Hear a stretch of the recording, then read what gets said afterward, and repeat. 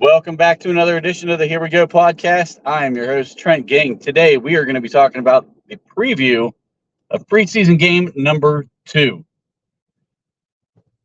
So I thought we saw some nice things, despite the fact that there was a lot of bad things in that first game. But there were a lot of good things to take away from. I mean, we saw things like, Spencer Anderson had a real nice game. Mason McCormick had a pretty decent game. Zach Frazier had a nice game. So from an offensive line standpoint, we saw some nice things. Of course, first team offensive line didn't do quite as well. They had a pretty rough game. Guys like Broderick Jones,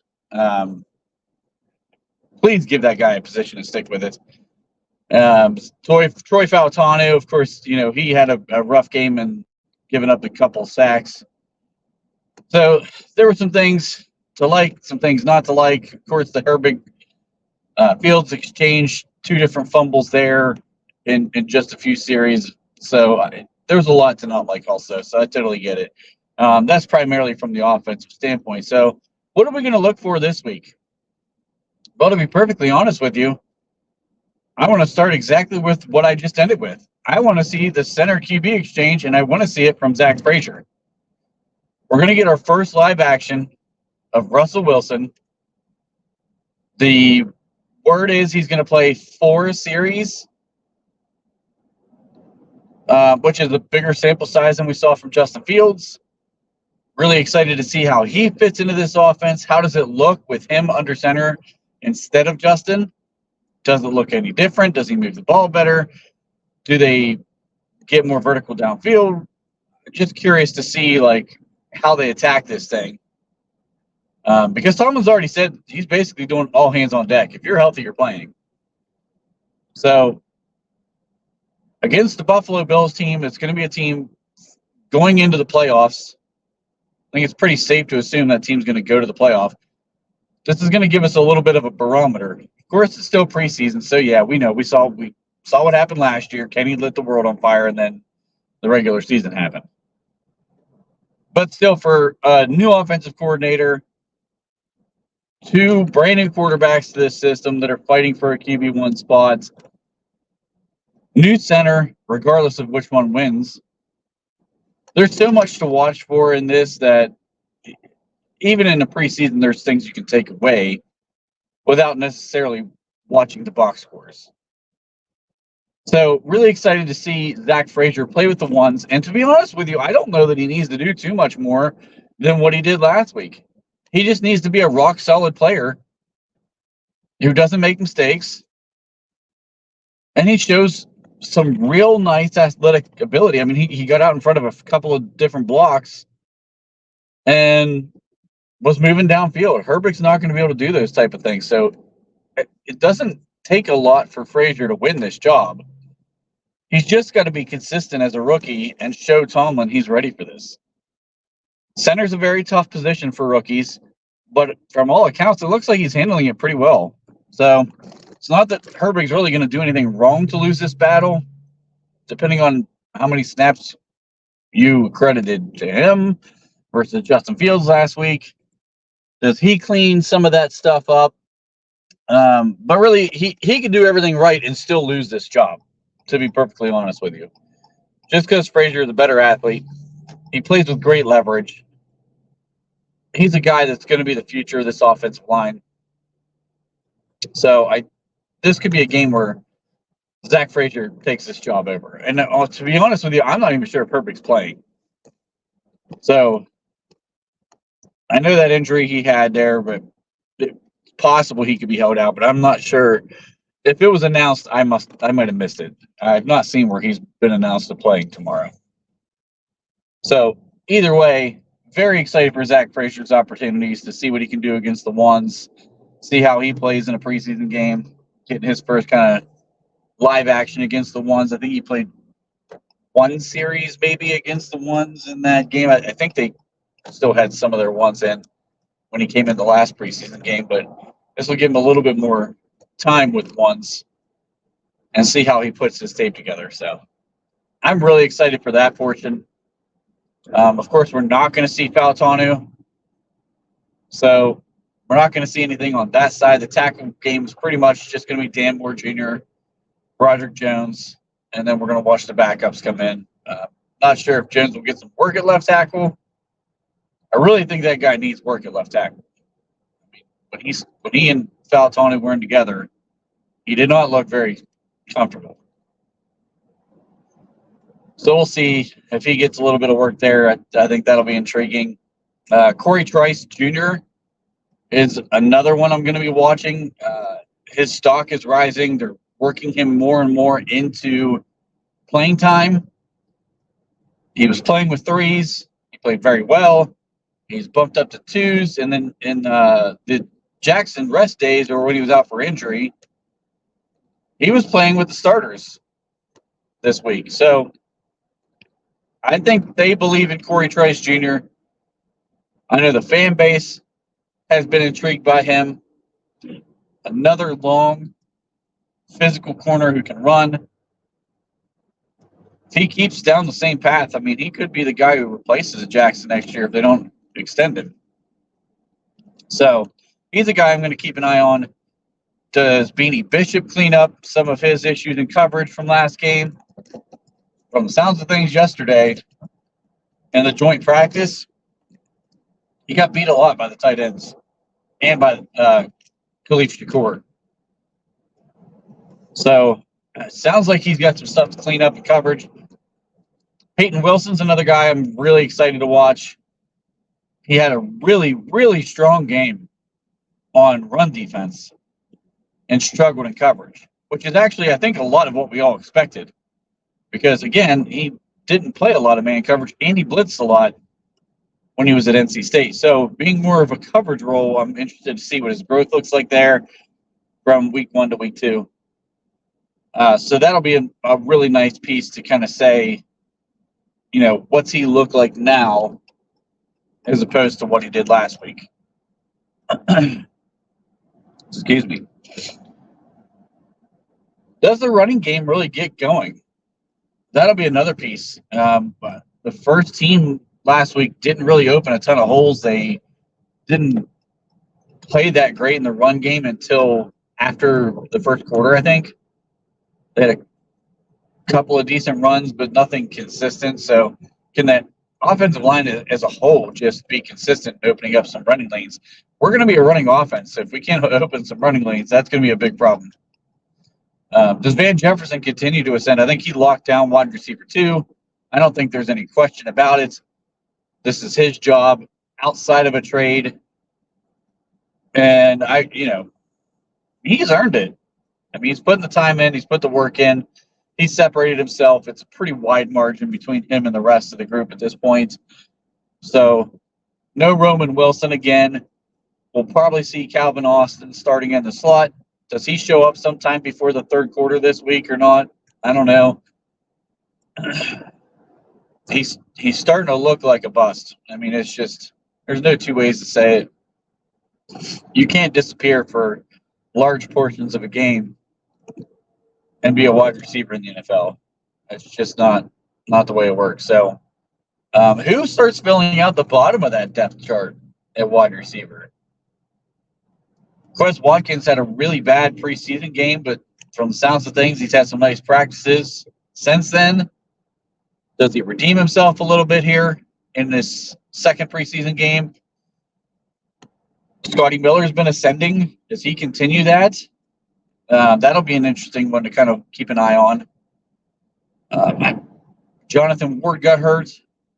Not sure how serious his injury is, but that opens opportunities behind some guys if something happens with Cordero Patterson or either of our 2 starting running backs.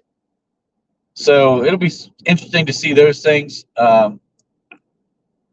Darnell Washington is going to be the guy that he started the camp extremely slow. I don't think he had a catch for the first 4 practices. Like, not one single catch in 4 practices.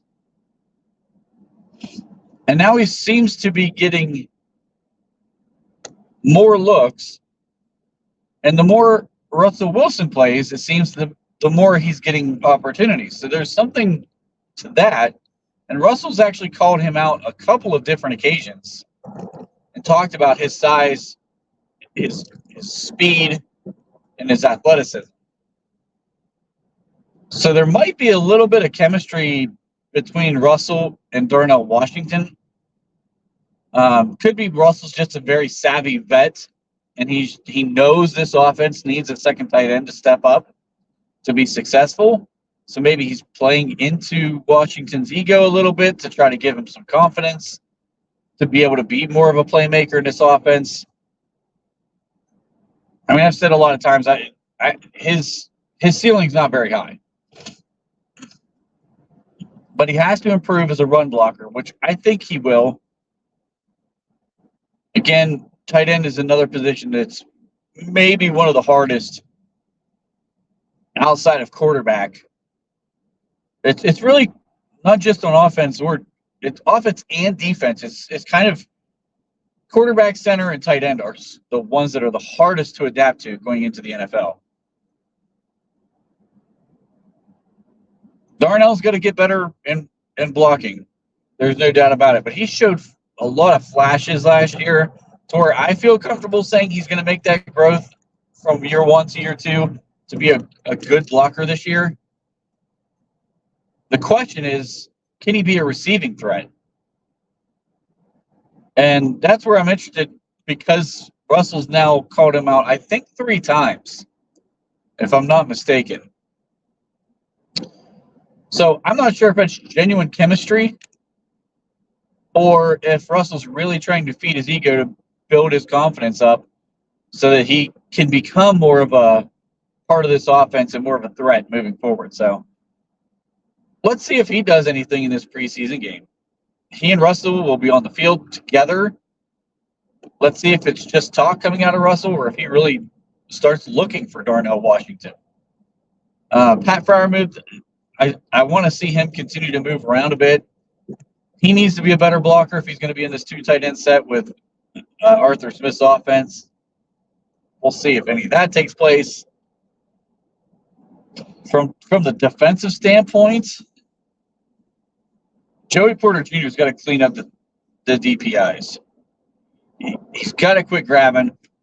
He got another one in the last preseason game. It was completely unnecessary, to be honest with you. He was kind of in position, and it didn't need to happen. So he needs to clean that up. Can he clean it up this game? He was good for a penalty every single game that I can remember last year. When he started, I think he got a penalty every game. So will that continue? Does he start to clean some of this stuff up? He's got to realize he's putting himself in position, and then he starts grabbing jerseys and stuff, and it's really hurting him. So we'll see. But that's one thing I need to see cleaned up. Does the back-end coverage look better with Minkah Fitzpatrick playing? Good God, please don't let Anthony Averett anywhere near the field with the first-team defense. That dude was horrendous.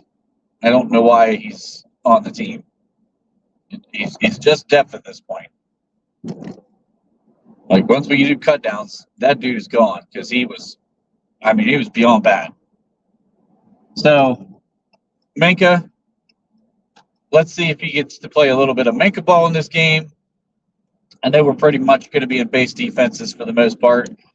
Marvin Leal, does he continue to ascend as a guy who's not just trying to stake his claim for a roster spot, but where does he play? Does he play inside and outside, kind of like he did last game? Does he try to make a stake that he should be getting more reps with Cam Hayward's age? I mean, those things are all things that I'm looking for. And then we're going to see Landon Roberts and Patrick Queen on the field together for the first time. So, of course, that has been something. Those two have gelled together very, very quickly. They've formed a real quick bond. That looks like it's going to be a very, very good duo in the middle of this defense. So, I think those are some of the things I'm looking for right now. Can we put some points on the board as an offense? So aside from kind of like individualized things, can we, first team put points on the board instead of the second and third teams doing all the scoring. I'd be interested in that. How much Justin Fields are we going to get to see? Will he work in with any of the ones? I doubt it if Russell Wilson's still in 4 series. But I think we need a longer look at Justin Fields. The 3 series with 2, fumbled snaps just wasn't enough. So really like to see Justin finish out the half before we bring Kyle Allen in. And I'm not sure we're going to be showing a whole lot on the kickoff again. Is Patterson even going to be back there? Because he's still not been practicing it from what I've seen. John Rice Plumlee is the guy that'll probably be back there. He's trying to stake his claim to a roster spot. That guy's played just about everywhere he could possibly play in order to try to make the roster. So you got to commend him for that. But I think it's going to be interesting to see. Buffalo is a good team. They're going to bring a lot of challenges because their front 4 is very solid. So for the young offensive line, they're going to face a solid defensive line that they're going to have some pass rushers with that, could really help develop our young guys and give them good tape to watch. And then from a defensive standpoint, you're going to see Josh Allen. There's not too many guys in this league that's better than Josh Allen. So you really could probably rank him anywhere from 2 to 5, maybe 4. And that's it. He's not dropping any lower than that in anybody's rankings. I really probably put Josh Allen as the second best quarterback in the league. So defensively, you're going to get a challenge. And we'll see if this defense has a chance to be as good as we think they will be, or if Josh Allen picks them apart like he did in the playoff. A lot of these guys weren't in that game for the playoff, but you're going to see what we've got pretty much in all phases of the game on defense against Josh Allen. So that's my quick little preview. We're going to be doing an after-game live session. Not sure if we'll do that Saturday or Sunday yet. We don't have it scheduled. So keep an eye on X. I will be definitely sharing that on there. I'll put it out in advance so everybody kind of has an idea of when we're doing it. So you can jump on, give us your feedback on what you saw in the game, and just talk this thing out. So I appreciate you guys all listening, taking some time to go down this little road with me here. Hope you all have a great weekend, and we'll see you later.